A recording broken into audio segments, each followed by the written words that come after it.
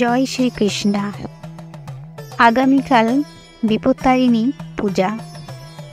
বিপত্তারিণী অর্থাৎ যে দেবী সকল বিপদ থেকে রক্ষা করেন।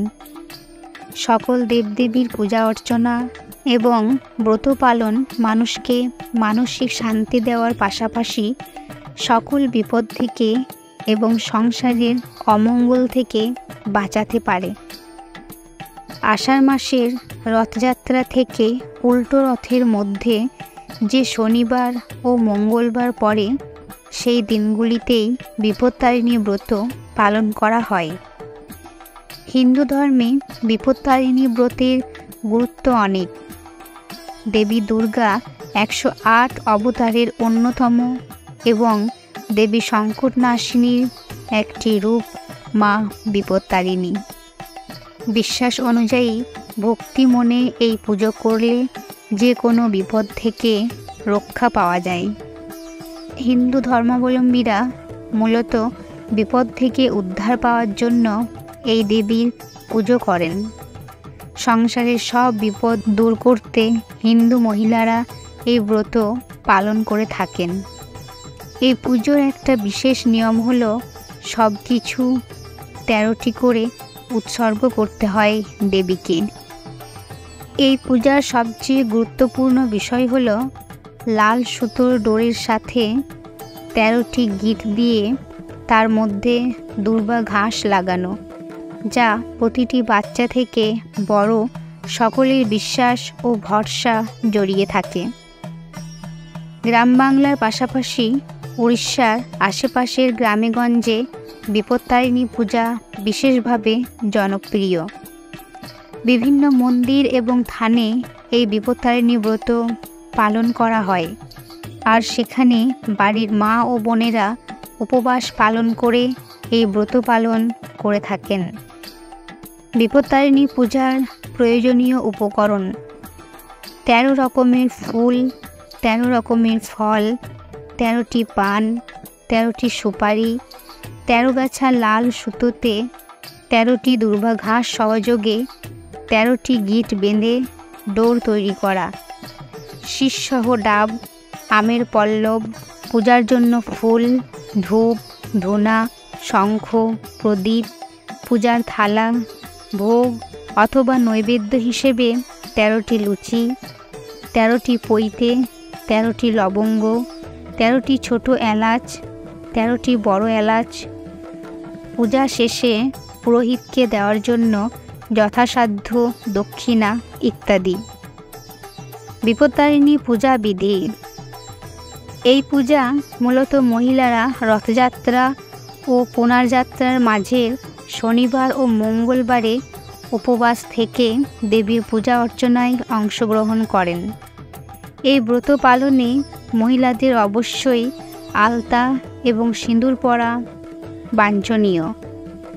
এই ব্রত পুরুষ এবং মহিলা উভয়ই পালন করতে পারবেন।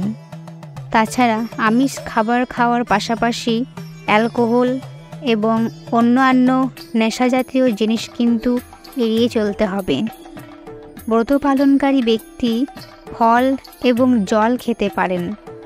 যাদের চিকিৎসা সংক্রান্ত সমস্যা আছে তাদের ব্রত পালন এড়িয়ে চলা উচিত।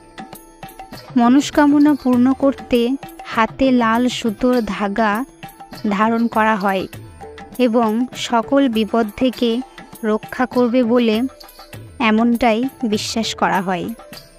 সেই ধাগায় 13টি দুর্বা ঘাস সহ 13টি গিট দেওয়া হয়। সেই সঙ্গে 13 রকম ফল এবং 13 রকম ফুল দিয়ে দেবীর পূজা অর্চনা করা হয়। সন্ধ্যায় পূজা করার সাথে সাথে আরতিও করা হয়। অনেকে সকল বিপদ থেকে রক্ষা পেতে এবং সংসারের মঙ্গল কামনা এবং মনস্কামনা পূর্ণ করতে দণ্ডি কাটেন। দণ্ডি কাটার ক্ষেত্রে স্থানীয় নদী বা কোনো জলাশয়ে স্নান করে দণ্ডি কেটে পুজোর স্থানে গিয়ে দেবীর পূজা করতে হয়। বিপত্তারিণী ব্রত পালনের নিয়ম: বিপত্তারিণী ব্রত পালন করলে আপনাকে যে বিষয়গুলি খেয়াল রাখতে হবে সেগুলি হলো বিপত্তারিণী ব্রত পালন করার আগের দিন শুধুমাত্র নিরামিষ খাবার গ্রহণ করতে হয়। ব্রত পালনের দিনে কোনো খাবার খাওয়া যায় না। পুজোর পরে উপবাস ভাঙা হয় পুজোর প্রসাদ খেয়ে। সমস্ত রকমের বাধা বিপত্তি ও বিপদ থেকে সন্তান ও পরিবারের সকলকে রক্ষা করার জন্য এই পূজা করা হয়ে থাকে বলে বিশ্বাস করা হয়। বিপত্তারিণী পূজার দিন চাল ও গমের কোনো খাবার না খাওয়াই ভালো। ব্রত পালনকারী ব্যক্তি হাতে 13 গিঁটে লাল সুতো বাঁধেন। মহিলারা বাম হাতে বাঁধেন এবং পুরুষরা ডান হাতে সেই সুতো বেঁধে থাকেন। পুজো চলাকালীন সময়ে কারো সাথে কথা বলা যাবে না। অনুমান করা হয় যে এর ফলে দেবী খুবই রেগে যান এবং সংসারে অর্থ সম্পর্কিত সমস্যা বৃদ্ধি পেতে পারে এবং তার সাথে সাথে ব্যবসা থাকলে ব্যবসায় ক্ষতি হতে পারে। তাছাড়া বাড়ির সদস্যদের অসুস্থতা আসতে পারে। পূজার সময় কখনোই কাউকে অপমান করা উচিত নয়। এমনকি এই দিন কোনো মহিলা সম্পর্কে কটূক্তি বা কুরুচিকর বাক্য ব্যবহার করা যাবে না। এতে কিন্তু মা বিপত্তারিণী খুবই অসন্তুষ্ট হন। কোনো অপরিষ্কার, অন্ধকার বা অপরিচ্ছন্ন জায়গায় বিপত্তারিণী পূজা করা একেবারেই উচিত নয়, না হলে ঘরের সুখ ও শান্তি নষ্ট হয়ে যায়। এই পূজার দিন কোনো ব্যক্তিকে চিনি দেওয়া উচিত নয়। জ্যোতিষশাস্ত্র অনুসারে চিনির শুক্র এবং চন্দ্রের সঙ্গে সম্পর্ক রয়েছে। অন্যদিকে শুক্র বস্তুগত সুখের কর্তা, তাই এই দিন চিনি প্রদান করলে শুক্র দুর্বল হয় এবং সংসারে অশান্তির পাশাপাশি আর্থিক সমস্যা দেখা দিতে পারে। বিপত্তারিণী পূজার আচার আচরণে অর্থাৎ রীতিতে কোনো কিছু ভুল হলে আর্থিক সমস্যা দেখা তো দেবেই, তার ফলস্বরূপ ব্যবসায় ক্ষতির সম্ভাবনা তো থাকছেই। মা বিপত্তারিণী পূজার ব্রতকথা। মা বিপত্তারিণীর ব্রতকথা কিন্তু দুটি রাজ পরিবারের কাহিনীকে ঘিরে গড়ে উঠেছে। তখন বিদর্ভের রাজা ছিলেন সত্যদাস। তার পুত্র অলোকেশ একবার হরিণ শিকার করতে করতে পথ ভুলে পাশের রাজ্য অবন্তিপুরের সীমানায় ঢুকে পড়েন। সেই জায়গাটি ছিল অবন্তী রাজ্যের মৃগয়া ক্ষেত্র। সেখানে একটি হরিণ শিকার করলে অবন্তী রাজ্যের সেনারা তাকে বেঁধে নিয়ে যায় রাজ দরবারে। সেই সময় অবন্তী রাজ্যের রাজা ছিলেন চক্রধর। তিনি সমস্ত ঘটনা শোনার পর অলোকেশকে বন্দি করার আদেশ দিলেন। রাজপুত্রের বন্দি হওয়ার খবর চলে যায় রাজপুত্রের পিতার কাছে। সত্যদাস ছুটে গেলেন অবন্তী রাজ্যের দরবারে, কিন্তু অবন্তীরাজ তাকেও বন্দি করে রাখলেন। বিদর্ভ রাজ্যের রাজা এবং রাজপুত্রের বন্দি হওয়ার খবর পেয়ে বিদর্ভের রানী রত্না কান্নায় ভেঙে পড়েন এবং তিনি চোখের জল মুছে পূজার আয়োজন করতে শুরু করেন। সেই দিনটি ছিল রথযাত্রার পরের মঙ্গলবার। দেবী বিপত্তারিণীর পূজা সেরে রানী ভক্তি ভরে দেবীর স্তব করতে লাগলেন এই বিপদ থেকে রক্ষা পাওয়ার জন্য। সেই দেবী হলেন দেবী দুর্গার আরেকটি রূপ। দেবীর চরণে লুটিয়ে পড়ে রানী রত্না প্রার্থনা করতে লাগলেন আর সংকল্প করলেন মায়ের কৃপা না হলে তিনি এই দেহ ত্যাগ করবেন।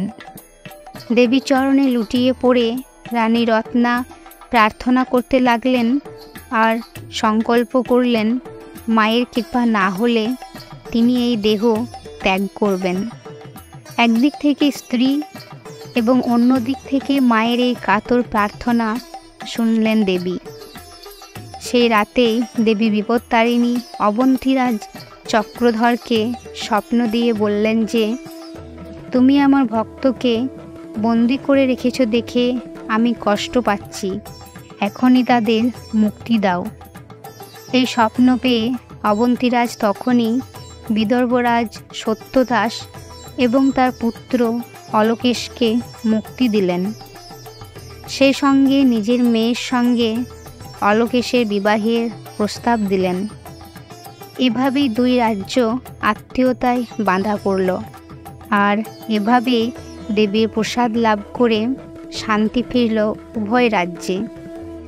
এই বিপদ থেকে রক্ষা করেছেন বিপত্তারিণী দেবী।